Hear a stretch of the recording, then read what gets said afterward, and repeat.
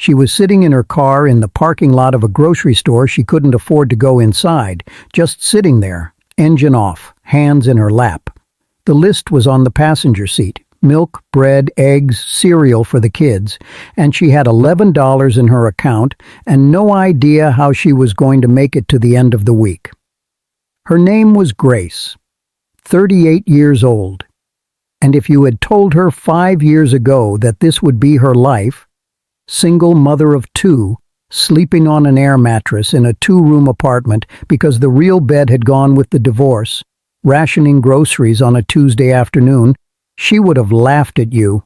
Not a mean laugh, a disbelieving one, because this was not the life she had planned.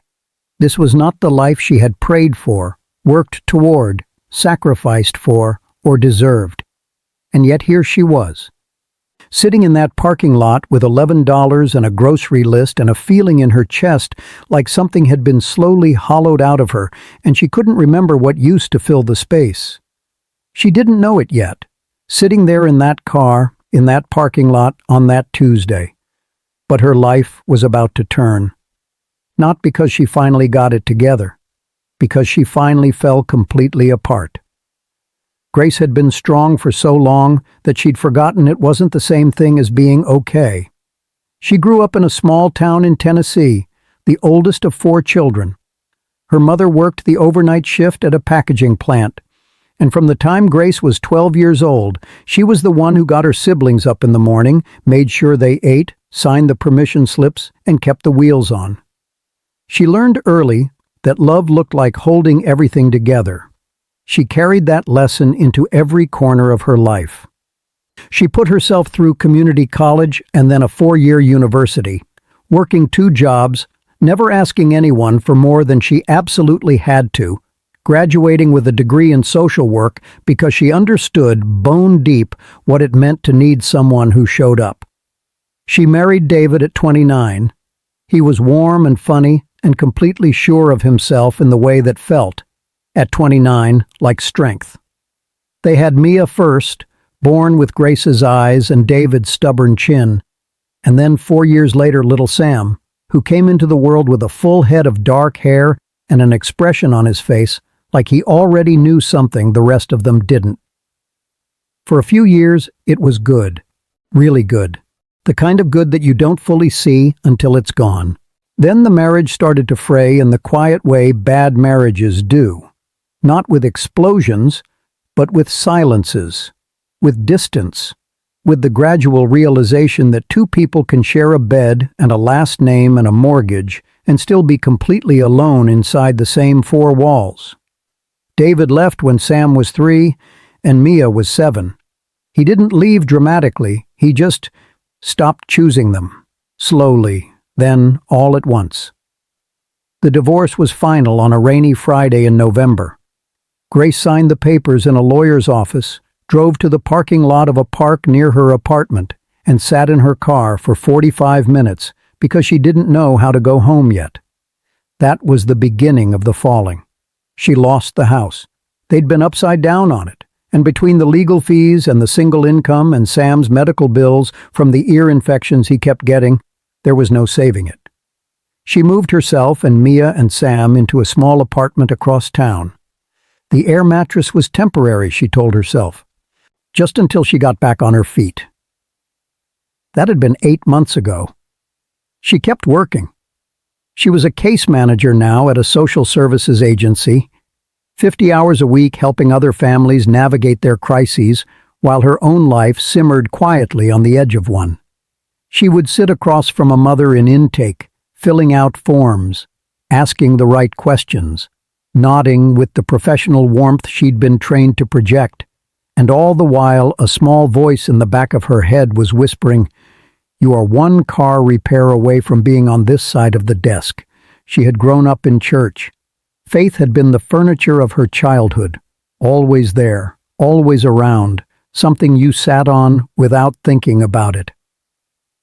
But somewhere in the last 2 years, she'd stopped going, not with a decision, just with exhaustion.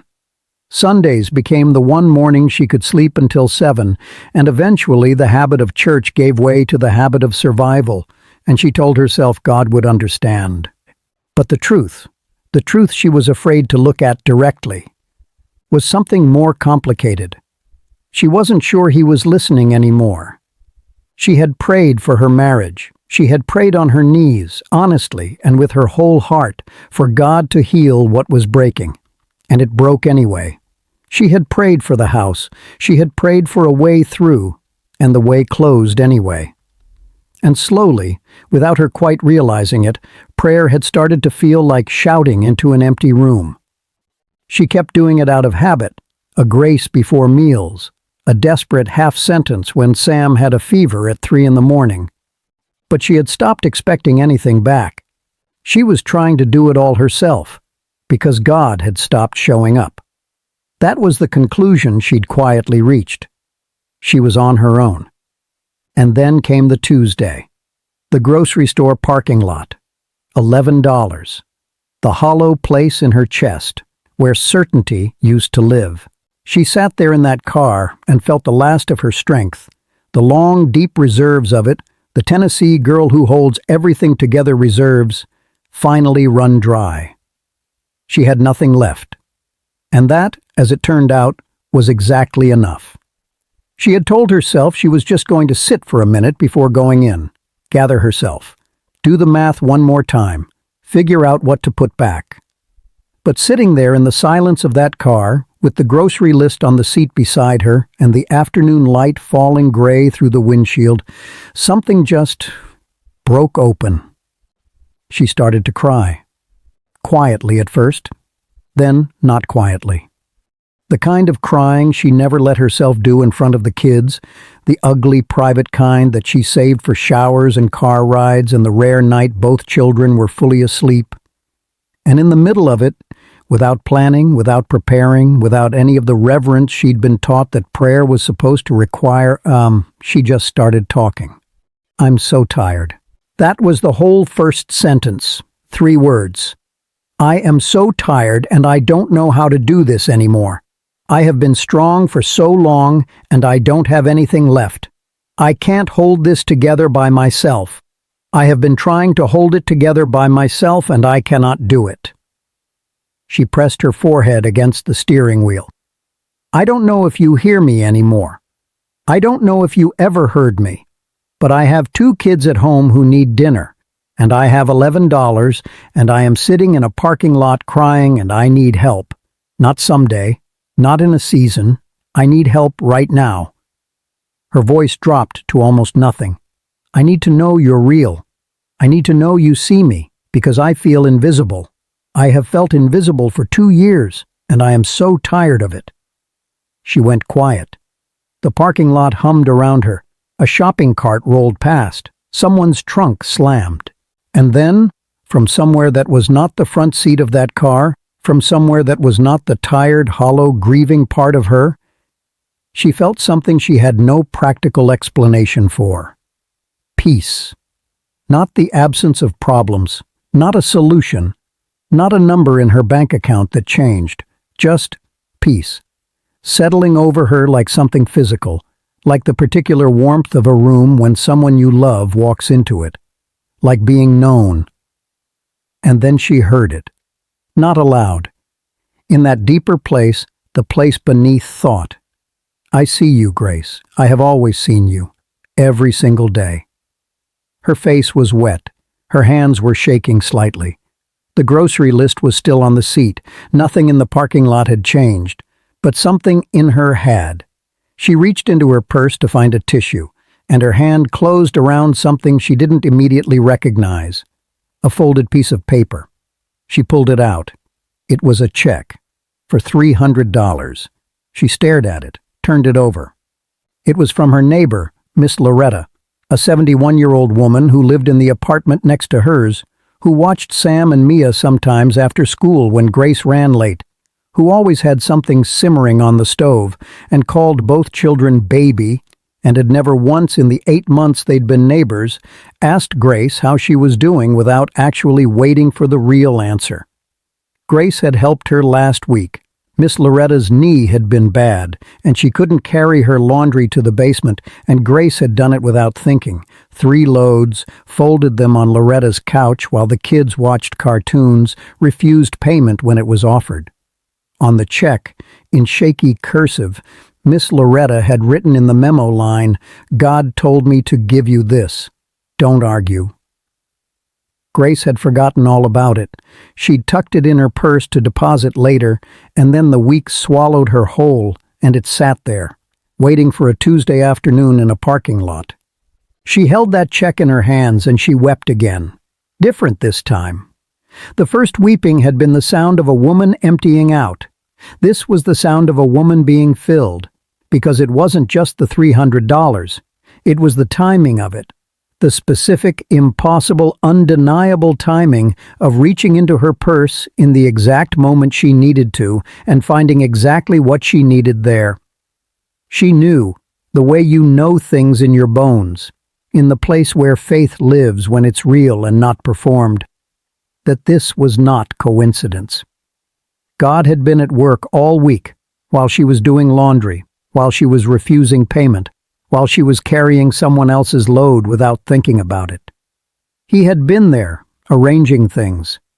He had seen her before she knew she needed to be seen. She drove home with groceries in the trunk and something restored in her chest.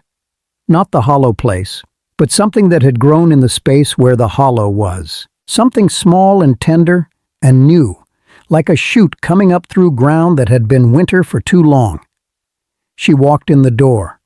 Mia ran to her. Sam was on the floor with his trucks, and he looked up and said, "Mama, I was praying for you." Grace stopped. "You were?"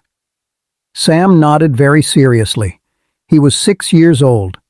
"I told Jesus to help you because you looked sad when you left." Grace set the grocery bags down on the counter and picked up her son and held him so tight he said, "Mama, too squeezy." And she laughed through her tears and said, "Sorry, baby. Thank you. Thank you so much." She wasn't talking only to Sam. The $300 solved 1 week. The change that came after solved the rest. Not all at once. That's never how it works. And Grace would be the first to tell you that. Real transformation doesn't arrive like a lump sum. It arrives the way spring does, incrementally, one warmer day at a time, until one morning you realize the ice is just gone. She went back to church. Not the one she'd grown up in, not the one she'd gone to with David.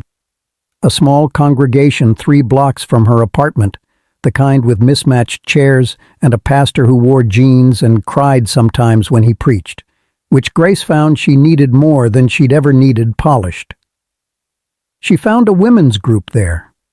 4 women who met on Wednesday mornings and talked about real things, the way women do when they've decided to stop performing. She told them about the parking lot. She told them about the check. She told them about Sam saying he'd been praying for her, and all 4 of them cried. And nobody apologized for it.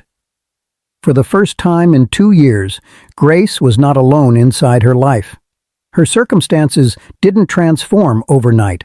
The air mattress became a real bed, second-hand from a woman at church, around month 3.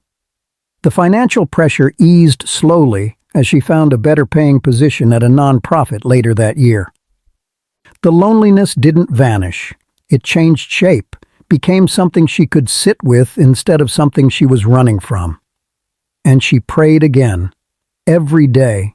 Not the desperate last-resort prayers of a woman in a parking lot, but the regular, honest, ongoing conversation of a woman who had decided she would rather pray imperfectly than stop talking to the God she now knew was listening.